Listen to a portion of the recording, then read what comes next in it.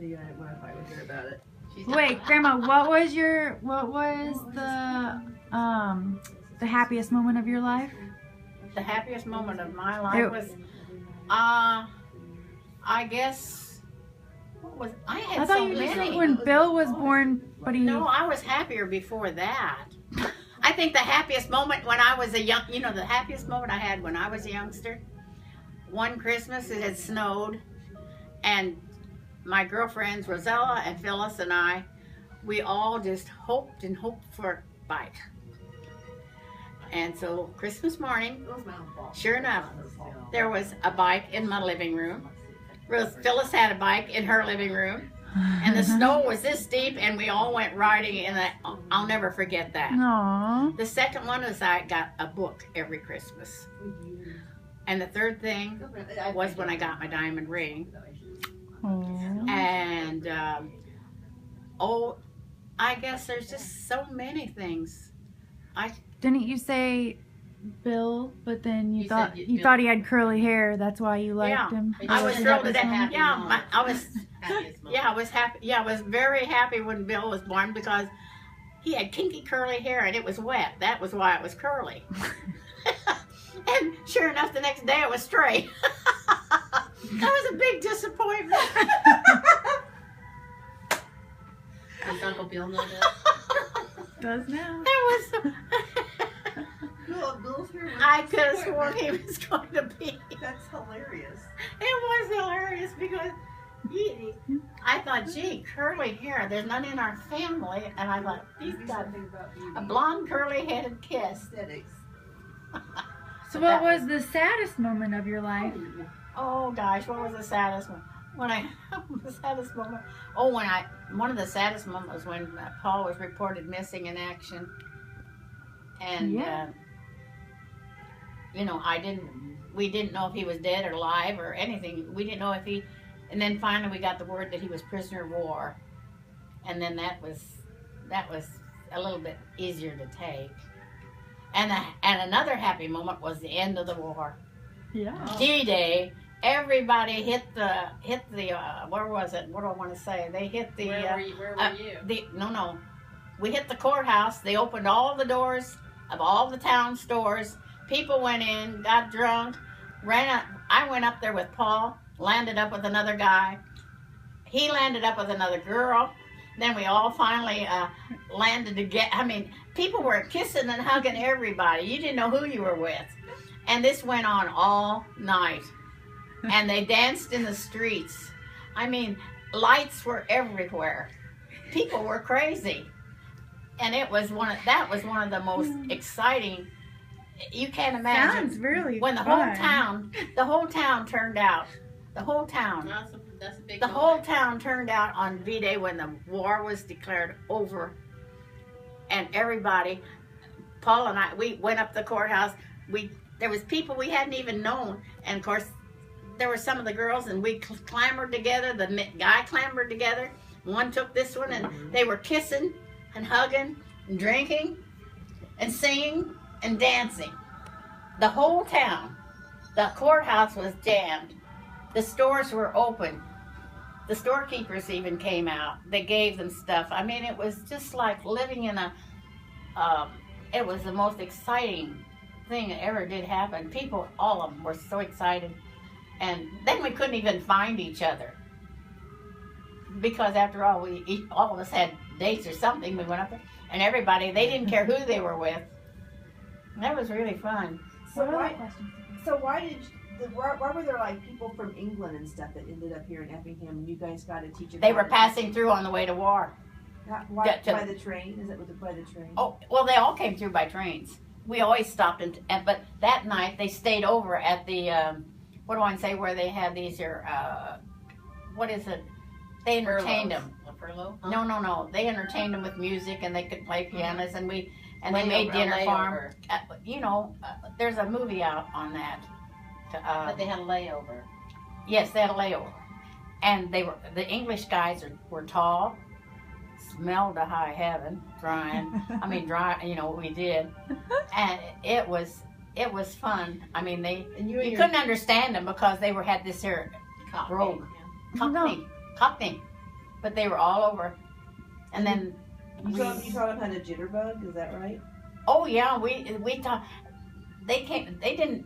It was just on. We never danced with foreigners. After all, we were only just out of high school. Yeah. What were we? What, 20? Maybe we were 20, I think. And they came. They were all over there, and the Green Lanterns where we were, and all these here English guys came in, all in uniform, and everybody danced with them. It was just kind of unreal. It was, and then of course when they'd stop by, what did we call that? Where they had, my mom made bandages and everything there. They could come in and we had food for them. Oh, the stage door canteen. It's the canteen. We had a canteen. USO. Yeah, the USO. That's what it was, a canteen of USO. And we'd meet them at the train, and they'd have food there. And then they'd come to this, USO. And Mom and them were folding bandages. I made soakers. We learned how to knit soakers. And it was just... What year was that? 1942, was it 43? I think it was a 42 or 43. 44, maybe it was 44. When the war broke out. When we were brought into it. Yeah. What's your favorite motto to tell people, or your favorite quote? He who laughs last best.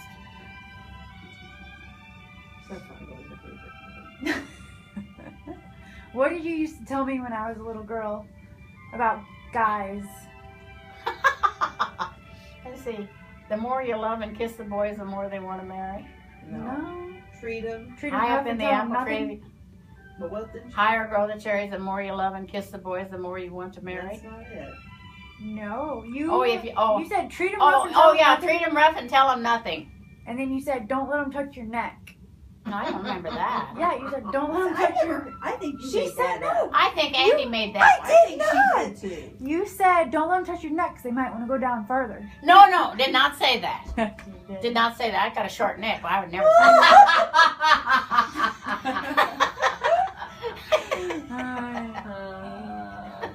Never. And your favorite food is tapioca pudding. No. You said your favorite food was tapioca I said pudding. that was Cecil Rhodes, who owned the restaurant out in Africa. You're right. No. What's your favorite food then? Oh, my favorite food is, I like pretty near everything. I guess sweets. Does that tell you anything? Anything sweet is my favorite food. But steak, I guess, would be the favorite. Yeah, well done. Well done. Like beef jerky. Yeah, if it's burnt, that's just fine. No problem. And what's your favorite thing to drink? Favorite was rum and Coca-Cola at one time. Now what is it? And now, I kind of like that new drink that Germany drink. What is that drink? Your Jägermeister? Yeah, I love that. I tell you. What about Patty's whiskey? Well, that's whiskey. This is something else. Oh, I just now found a new drink. She's so hip and groovy. That is so funny. Yeah, but you know what? We were so desperate for food and we had to go, and then on top of that, we didn't get anywhere. But we made sure that one of our girls, we ran around with 4 or 5 girls, and they worked the ration board. Well, and a ration board is where you got ration tokens for gas. You couldn't buy gas unless you had so many tokens or so much rations. And the truck drivers came through there, and they didn't need all these rations. And my friend Phyllis worked there, so they would give her these ration tickets, and then we could drive over to Flora or to Sigel or something and go dancing. Oh. But we didn't have any gas. You had to have ration tickets. You were rationed so much. They had ration books. And so when Phyllis worked there, she would get these books, and that's how we got it. You had to have somebody on the ration board to get them, though. And she was really pretty. You worked the system. Yeah, that's how we got the ration tickets. That's how we made it. And there was just so many crazy things, I tell you, you wouldn't believe. What about the time when you said You had another guy in the house and you had to Yeah, put him and out the yeah, back. Red. And, I mean, yeah, Dick Tremaine. He came in the front door, and well, I was going with Paul, and I was going with Red too, but I was mad at Paul, and I didn't. This is when he came back from the service. He was still in the service, but he was home from being in prison. is this when he And then prison? He had been prisoner of Prisoner war of war, over in yeah. Romania. He was in prison over in Romania. Was this? Did he already ask you to marry him once at this time? No, he was wanting to date. We were dating a little bit because he was in the service, and I got to know him and everything. And he had come back from the service, and Dick Tremaine I'd been dating him. So Dick came in the front door, and I thought, oh my God, here comes Paul. So I tried to get Dick to go out the back door, and he says, I came in the front door, I'm leaving by the front door. So they crossed paths, and then I went out then Paul came in, of course, and Dick went home. How'd that conversation go? Well, I didn't go back with Paul for, it was about a year or so. I was, yeah. And I was engaged to him twice. Yeah. Didn't he make you pick, though? Either date me or date Oh, this was when I had been dating him, and after I was still dating these other guys and everything, and he said, set a date, or he said, I'll just call it quits. And I said, well, okay. And then, how was it? Later on, he asked me to marry. Then he finally got to the point where he did ask me to marry him, and I said, okay. But I didn't tell him the date because Don Stevens, who owned the grocery store, had come in the day ahead of when Paul asked me to marry him. And when Don Stevens says, are you planning on getting married? I said, yeah, I don't know when though. He said, what date? I said, June the 15th. So when I saw Paul that night, he asked me to marry him. And then he said, when do you want to get married? And I said, June, and the 15th. And Father Goff, he said, if you take a ring, set the date, or why take the ring? There you go.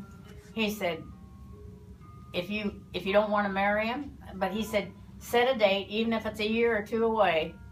He says, you take the ring, then say when you want to get married. Otherwise, all you are is just floaters. I mean, you're floating. Do I, don't I? Just like I thought about. So why did you break up with Dad? Because, why did you give the ring back? Well, when he wanted me to come out to Florida where he was on, he got a R&R. And Golda says, no, you don't want to go. And I said, okay, why don't I want to go? She says, it wouldn't be a good environment for you because he just got out of prison. Prison camp. And he was on R&R, which was a big recreation thing. So I wouldn't go out there. So when he came back from his R&R, he kind of pressured me. And I felt like I was being pressured.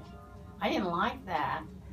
So I thought, well, okay. Do you like being pressured? No. I don't either. Who likes being pressured? Well, he was coming around, and then I had three other guys too. And you know what you want and who you want to date and everything, but still, I didn't want to get married. I wasn't the marrying kind.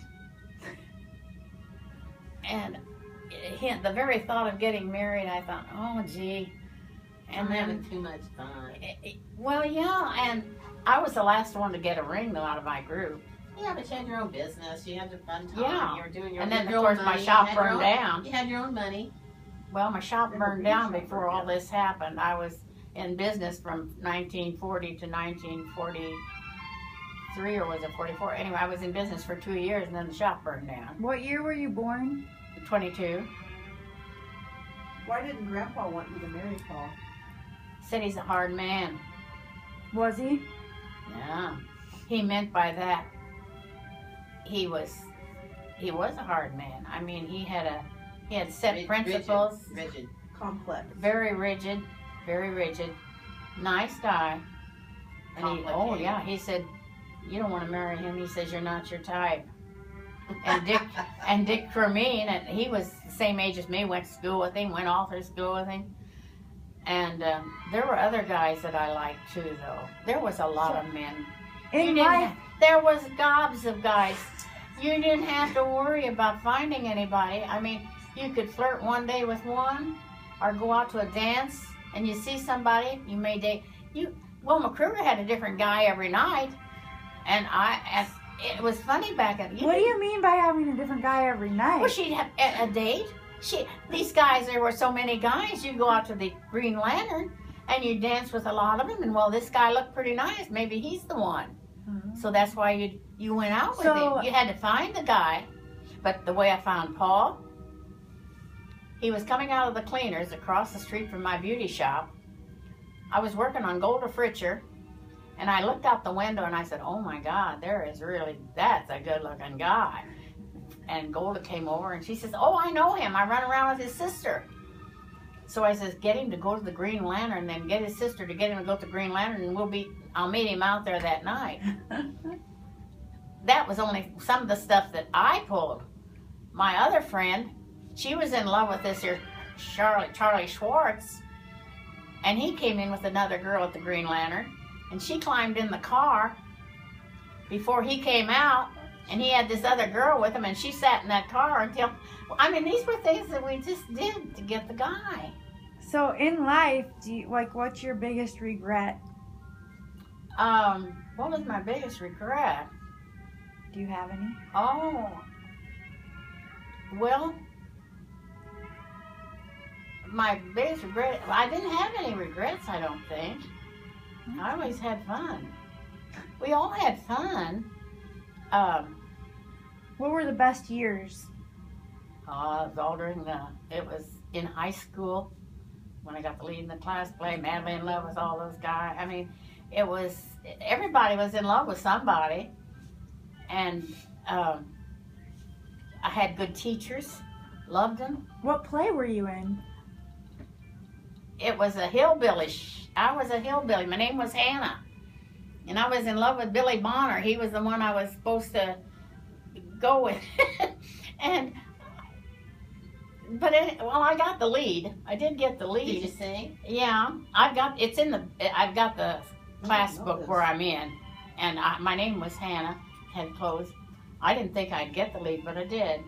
And then Billy Bonner, we had people from all the seismographing crew that came to Effingham and go to school looking for oil. Well, their kids all went to Effingham High. We had all them guys today. Isn't too bad, isn't it? That there aren't enough guys. How did you get into Effingham High? Had fun. And why did you go there? Because St. Anthony's was not accredited. And I thought I wanted to be a nurse. And they taught chemistry at Effingham High. They didn't keep chemistry. They didn't have any science at St. Anthony's. Well, I did take chemistry, but I didn't want it. So what did your mom make you do? Dad's the one said, I think you need to, I was always fooling with hair and stuff like that. I mean about going to high school. What did Grandma say you had to do? Oh, went to Effingham High. She said, well, what was it? We went to confession every week, And what was it? How was that? Oh, I went to he found out, Father Gramke found out I was going to Effingham High. He found out, and there was 5 of us that left St. Anthony's and went to Effingham High. And he said, if you're going to Effingham High, I want you in this church every morning early for Mass. And for 1 year, I went to 6 o'clock Mass every day with Grandma because I was going to Effingham High School. Because that was not the place to go. I'd get there. But anyhow, Effingham High really helped me. Were you a cheerleader or a dancer? Went out for cheerleading, didn't make it. The same ones always got it. Oh. Yeah. But I did go out for it. Margaret and I did go out for it. Yeah. You got the guys though. But we had the guy. We were in the cheerleading squad though. We did get into the cheerleading squad. Pep squad. We had a cheerleading pep squad. Oh. Pep squad. Yeah, we had a pep squad. I did get into that. So, what's your favorite meal to make at home? Oh. What's your favorite thing to make for yourself? I know you like Oh, steak. years ago it was always pot roast with my. That was the biggie, and baked chicken. Those were the old times. I always like your chicken and dumplings. That's Yeah, a good one. the dumplings were. Yeah, I made a lot of chicken and dumplings. Yeah. Made a lot of casseroles. Chicken. What was it? We had a lot of Pork casseroles. roast with Had pork sauerkraut. roast. Oh yeah, Ham and beans. and we had pork and beans. We had sausage and Hamburger sauerkraut. gravy. Oh yes, the hamburger. You That ought was to my learn how to favorite make. meal. Was Grandma hamburger Beulah. gravy. SOS. Now this was called. See, we didn't have any money back in those days, so we'd have to find food to make. So we would make hamburger, fry it down, pour water on it, fry it down, pour water on it, fry it down, and on the last time you put the water on it, you just heated it and added a thickening of pepper, salt, all good stuff that you want to put in there, and add a little flour to make it thick, and you put it over mashed potatoes. The whole plate. You get a whole plate of mashed potatoes with Yeah. hamburger gravy. It That's is- my favorite It is thing. still good. It is still. I With love- corn. That was my favorite. It's still. Yeah, Grandma Beulah Yeah. taught me that one. That's good. Oh, and then stuffed peppers. We make those in the pressure cooker. As soon as the pressure She cooker loves came out. Swiss steak. I like Swiss steak. Swiss She never steak. makes it anymore. Oh, it was a Swiss steak we really got when we went to Diedrich. We always go to Diedrich to get our meat. Swiss steak had come back that big and that thick. What was it? $2-3 at the very most. Money in that. And we'd have to pound that and pound it with pepper and salt and flour until you got it real tender. And then you put was it green Tomatoes? pepper on something when you slice. I remember putting some kind of a herb on it. I don't know. I don't remember the herb. But anyway, So- that's Swiss steak. In your And then- daily routines, what's one thing that you do every day besides the normal stuff? The first thing I do in the morning, I get out of that bed. Number one, that's the beginning of living. And the next thing is put the coffee on. Okay. Third is put television on. Mm. The next one is go in the bathroom and get your teeth back in your mouth and your and your face fixed and your hair combed because you got your coffee going. You got that done. Then you have a cup of coffee. You get dressed, make your bed. Oh, I always make my bed. Back to church. You go to church every morning? 8:30 every morning. I usually go about 4 to 8. Say the rosary before mass, and that would be the day. And the smartest thing was that I was so religious or anything. It was that I got out of bed, It's a routine. went to church to see people, got me dressed, and made yourself ready for the day. That is good. That's what makes you do. That's what makes you. It makes Productive. you. Yeah, and it isn't because you're religious. It's because you meet people, and the people are there, and you say a rosary. And when you say a rosary, you're talking, which means that when you get up, everybody's drinking coffee or not saying anything. But when you say a rosary, you're beginning to communicate. Maybe not with the people, but you're communicating. So that's the reason I go to church every morning. It's not because I'm overly religious. It's because it's a good thing to do. What are your favorite games to play? Rummy with Elaine and DeBeer. And then the other one is Pomey that I play every 2 weeks. What's that? Poker. Oh. It's a form of poker. And then We you play still with do chips. crossword puzzles or word searches? Oh yeah, the word section, where the ones that you gave me, I'm still working on. When I was having all those mental problems or whatever it is, taking pills, I still have those. And you went through them and you marked off some of them. Yeah. Yeah, some of those I couldn't get, but on the whole, I think I cleaned up about 3 books on those. And then I crochet. I mean, knit. Yeah, you're really busy. Knit. And just anything that's interesting, No.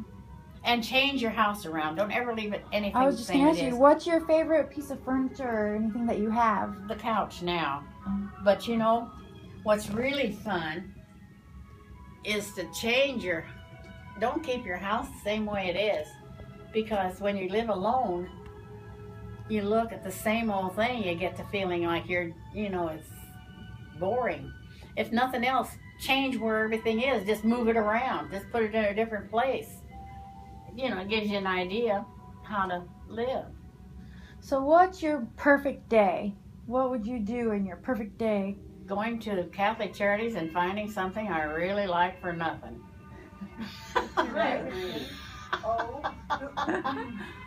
I'll tell you what, and that isn't the main reason for going to Catholic charities. I'm with about the same people go every morning at 10 o'clock.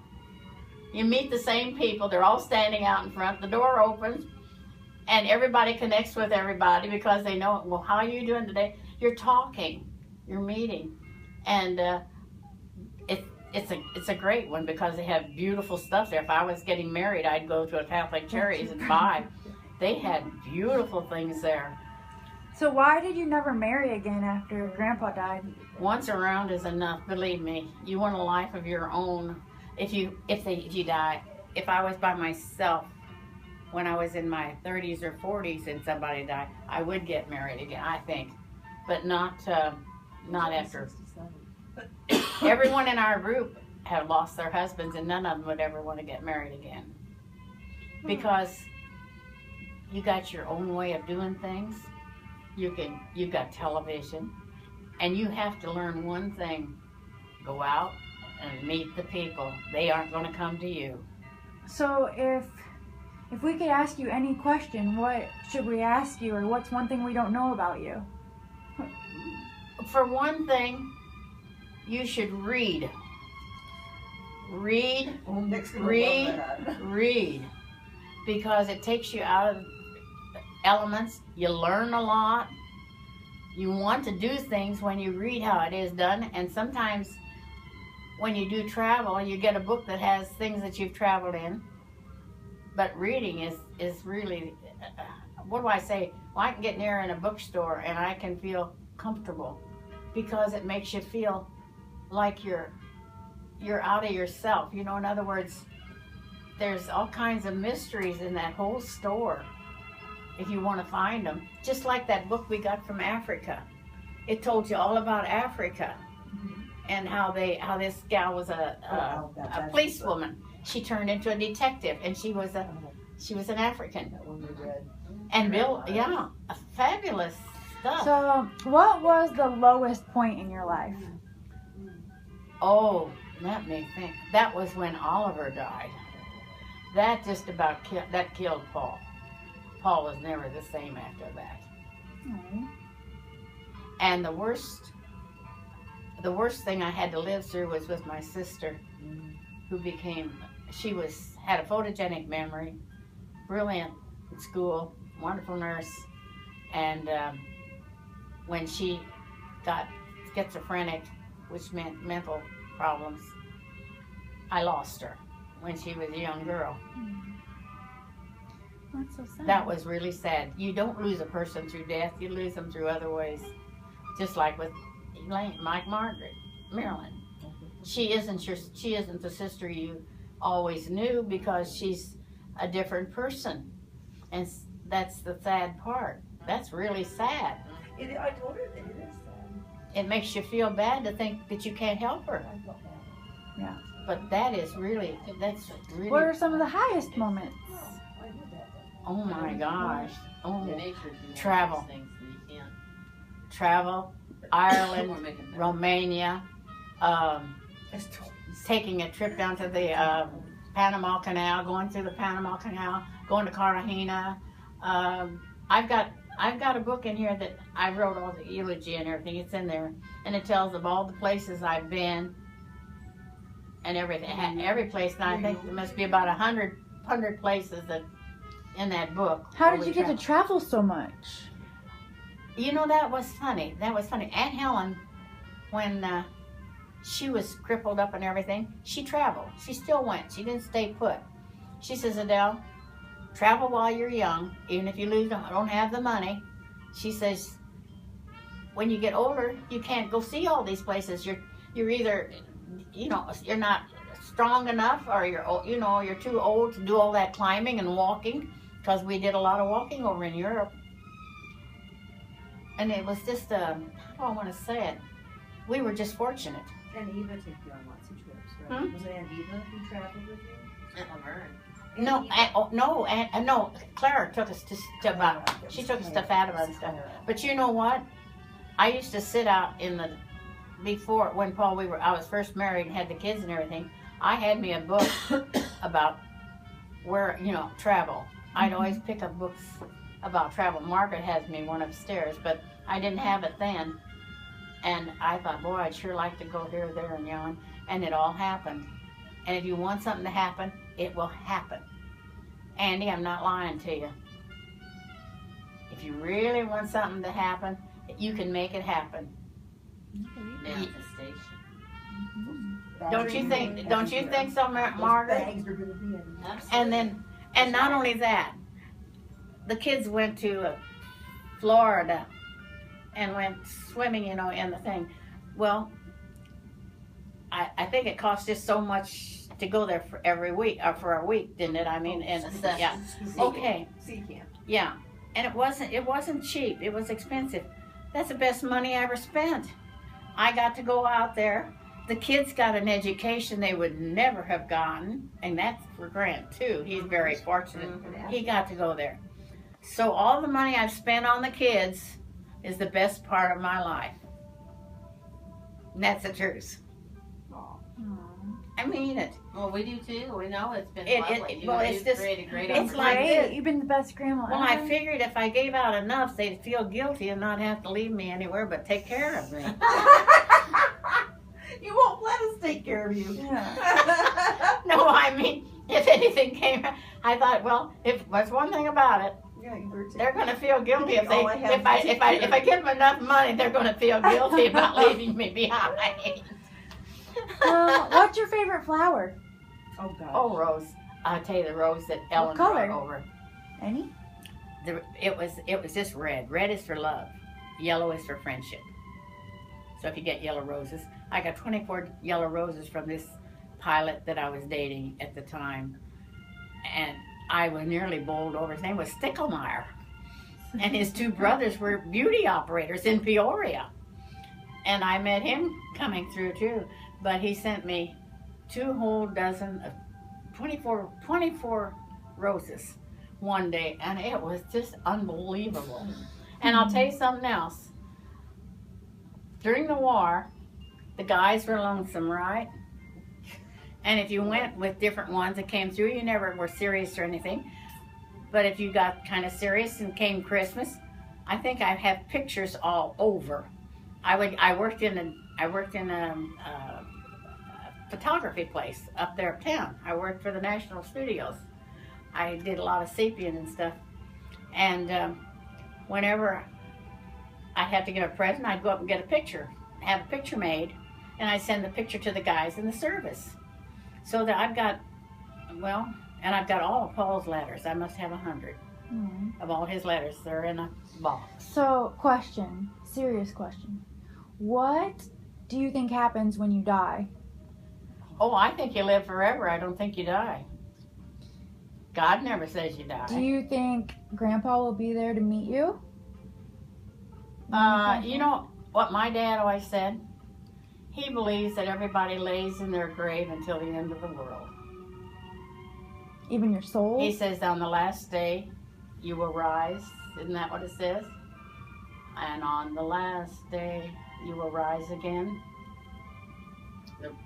Yeah, there's something. There is a song like that. There, yeah. So I well, feel. so anyway, when you do... She wants to know if you can eat when you die. No, you want to know that. What do I want to know? She wants to know that. No, when you pass away, will you come and visit me? If your I'll soul... bring St. Anthony with me. Will that make you feel better? That's right. But how... I'm okay, I just want to know, how will you come visit me so I'm not scared? Well, in your heart, you'll know. It's all to do with imagination to a certain extent.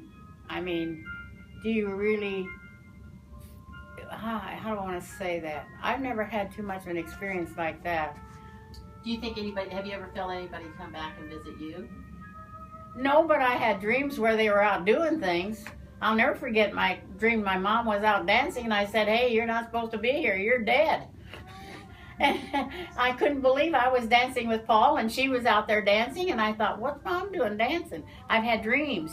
Okay, not things, but So I believe what you say. If you could come and visit anybody, let's say, or give them a sign that you're okay or that you're in, well, that you're it would be at peace, it how would- would you do that? through a spirit, Yes. How would you Through show a spirit. somebody? through the spirit of Saint love. Anthony.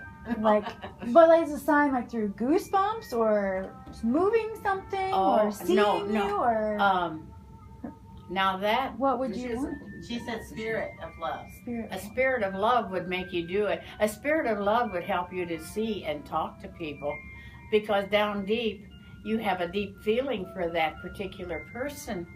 And I think if you felt deep enough, there's something there that would make you see and talk to people. I believe what you say. I don't question you 1 minute. I think She wants a sign. Andy wants a I sign. like signs. they're us, but She's a visual I person. said you're the only one that could come and show yourself to me if you're gonna. I don't want well, anybody else to. they may not. They might not show you so much as they would. How about a You would smell? have a- How about a smell? Yeah, I'll tell you A what. I smell of do love peaches. smells. A smell of peaches. That She would thinks be you smell like great. peaches. Well, That's the sign she I wants. will. I had some smells of Ron lately. Well, you know what? You really might be smelling For a real? certain thing. You don't. You really have a favorite smell or something, and you just. It might be there in the room someplace that. That'd be a good one. Yeah, I like some. Peaches. Yeah. Nick and her think you smell like peaches. Well, I certainly peeled enough. Back in the good old So, days, that's all we did. Let's lighten this up. What's your favorite dessert? Oh boy. Tapioca pudding. Oh, Tapioca pudding. Coconut cream pie. Oh. No. not coconut. No, She likes those. I did. Frankly, I like fruit pies. Any fruit pie. That pie was great. That was good. Oh. Any fruit pie is my favorite dessert. Cakes and stuff, that's okay. And I like ice cream. I like candy. I like caramel. Caramel is my favorite. Is caramel. What was What Grandpa- Margaret sends me is the favorite. They're the good ones, aren't they? Margaret has written that is. What kind? They're from Montana. It's made with sea salt. Montana. There's nothing like them. They're so good. You once eat those Oh, salt. you'll like them. Once you eat them, you'll never eat another caramel. What was Grandpa's favorite dessert? You know, back in those days, I wish you had a you know what? They just they liked dessert after their meals. They didn't care what it was. Just as long as after their meal they had a dessert. What was Grandpa's favorite meal? Oh, his was ham hock and anything beans. like mashed potato, Ham anything Ham like. hock and beans. Oh my, I'm thinking of my dad. I shouldn't be mean- talking to Paul. Yeah. His was just He likes roast steak beef and and he likes steak, steak. Oh, and Swiss steak. He really loves Swiss steak. but he liked the porterhouse. Porterhouse steak.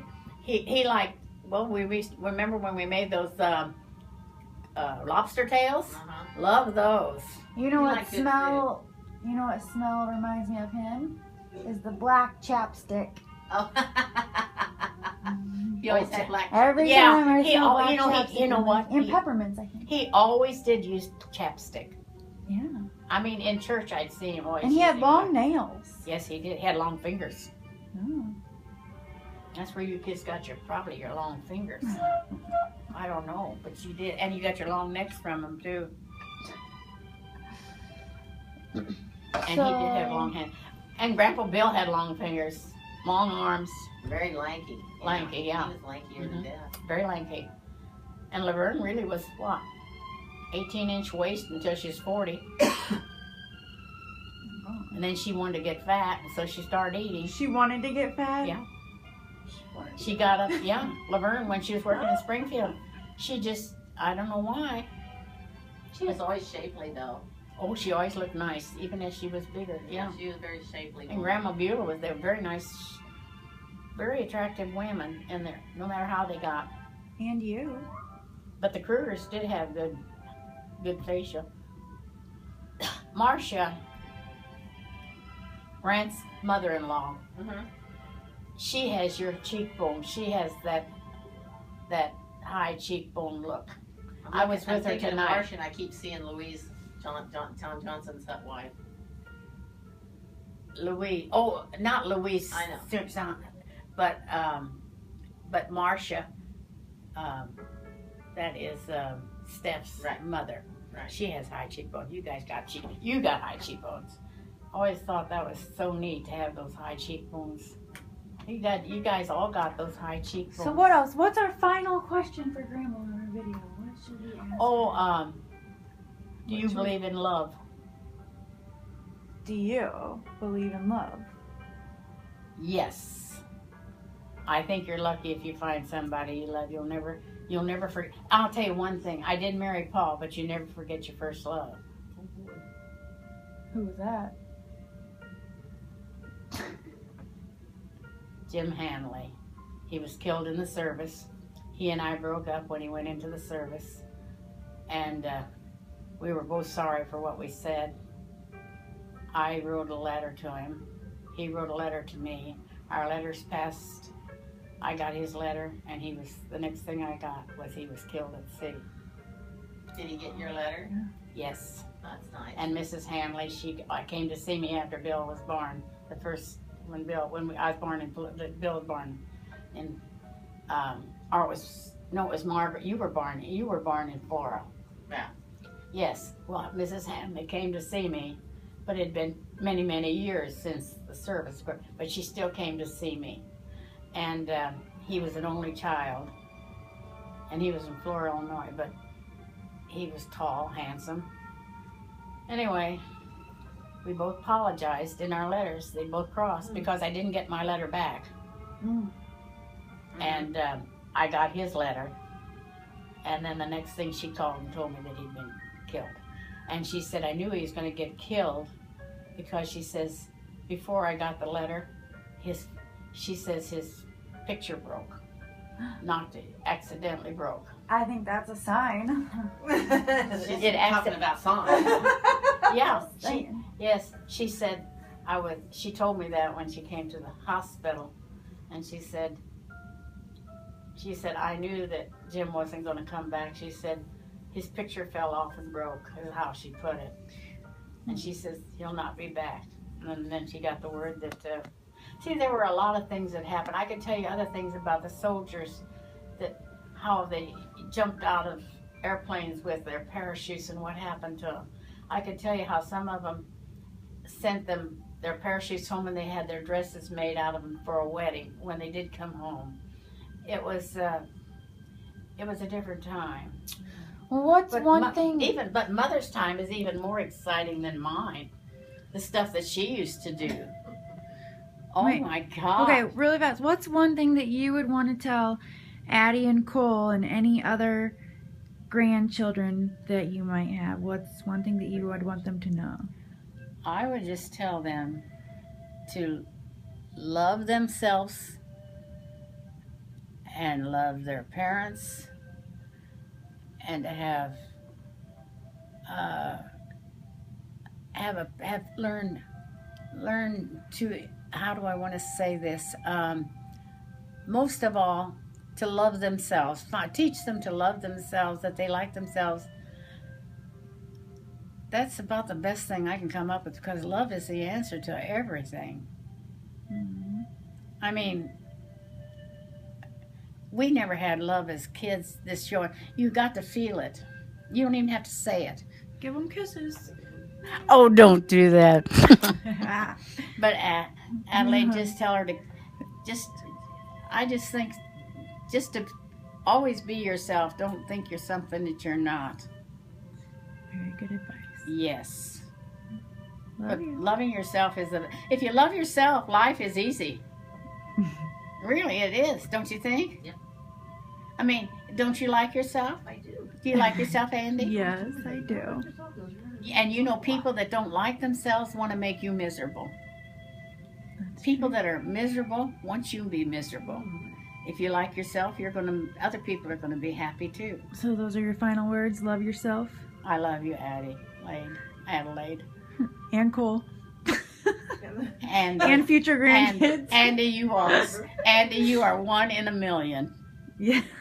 And you are special because you carry a certain quietness about you, but a definite idea. You have ideas, and they're definite, and you aren't afraid. Not in the way you think you are. You're not afraid. You just want to be right. Of course. Always. Of course. But you have a special quality that nobody I know has it, except Adelaide, maybe. I do think Adelaide's got some of her. Because she comes out with some things like Andy does. And you were great at that. She's special. I thought I knew you, and then 2 minutes later you'd come out. Absolutely. I just couldn't believe what I believed. And you were always right. And I'd always think, oh, she doesn't, surely. But you did. You never let anybody know. But you really know. You don't act like you know this and that and yon. But you do know. You know, and you fool people.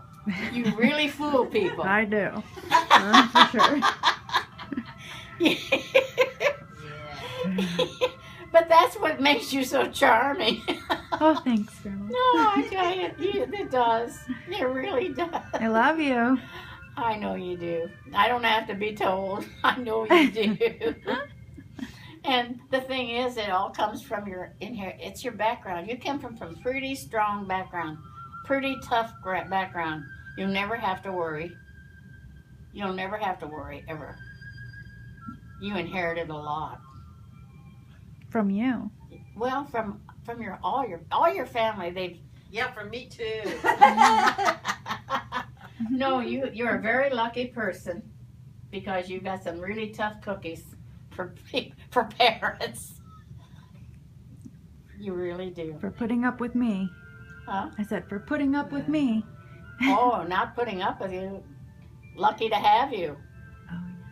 We're lucky to have you. Well, that's what I'm saying. You know, when you feel something, you know, people can't take that away from you because you are who you are.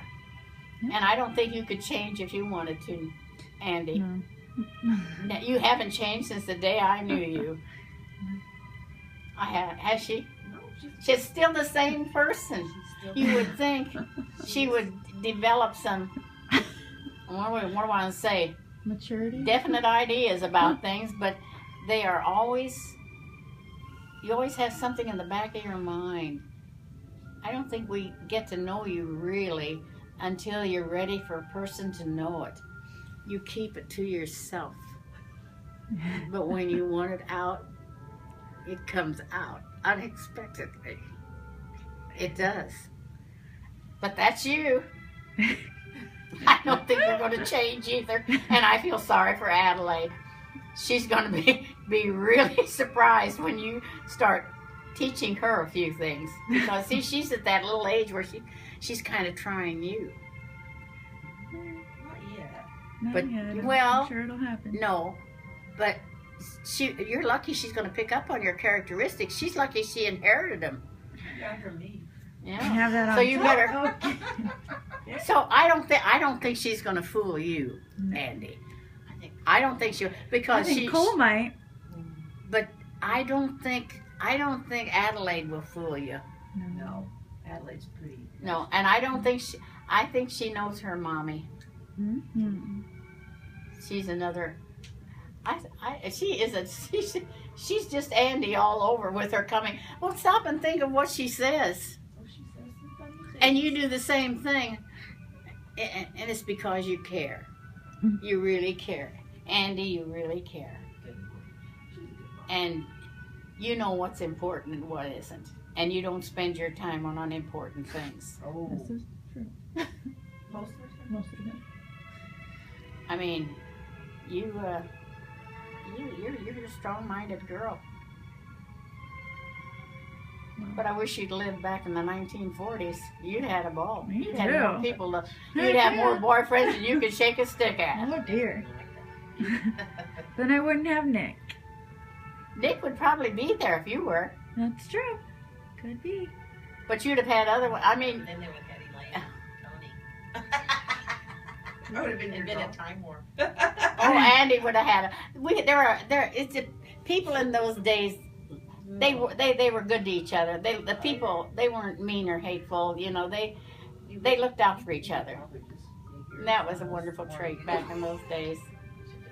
Well, we'll talk to you soon. Love you. Thanks for the interview. I'm so glad you asked the right questions. I was scared you might ask a couple of them that I was not about to tell. Like what? Well, what's one? No, that's why. Well, those are the ones that we don't talk about. What are those? Oh. Those are the best. Well, it's things that you learn as you grow older. You can't be told them. You've got to learn them. Okay. And you'll do fine. Okay. Andy, you're going to be great. I'm not kidding you. And Adelaide, just think, aren't we lucky? Yes. And I think Cole's going to upset the whole apple cart. But he's going to be a charmer. He is a charmer. Yes, he is. Is a charmer. You're lucky you had two. But you know what? If you hadn't been the patient person you were, you wouldn't have either one of them. No, that's true. Would she? Not have either one of her babies. She's committed. She wanted to be a mama. She's got high Yes, goals. I She's got high did. goals. Look She what made she. her go with Cole, which Look, we all thought was she- unbelievable. She, she- made it to August. Well, not only that, you lived before she through. delivered it. No, She had to you, hold that baby in forever. you have two little children that you really wanted, Yes. because I don't know, you went through a lot. Well, they're the best gifts anybody could ever have. I know, but that's the thing that you have that you can be grateful for, that you have that trait, and not only that, you're going to pass it on to your kids. I hope so. I think that was a big learning experience for you. Oh yes. Yeah. But So you what never had. what's your last words? For The this last video? word is live, love, and be happy.